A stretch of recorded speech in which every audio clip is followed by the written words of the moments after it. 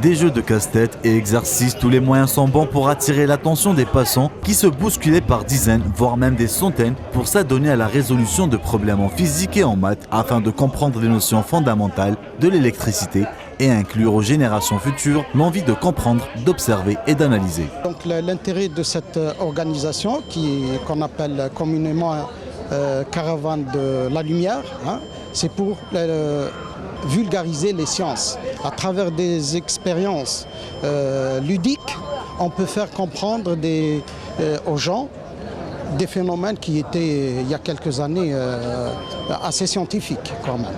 Ces animations sont assurées par des médiateurs scientifiques qui accompagnent les spectateurs dans la résolution de problèmes et les incitent à comprendre mieux la science dissimulée. En utilisant des méthodes simples ou plutôt attractives, c'est des techniques qui attirent les gens.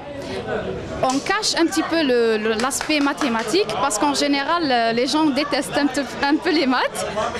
Pour eux, c'est une discipline un petit peu difficile.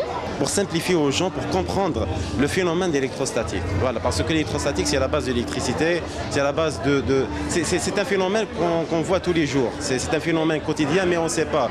On voit l'éclair, on voit le tonnerre, mais on ne sait pas c'est quoi l'éclair, c'est quoi le tonnerre. Je fais la démonstration, après j'explique.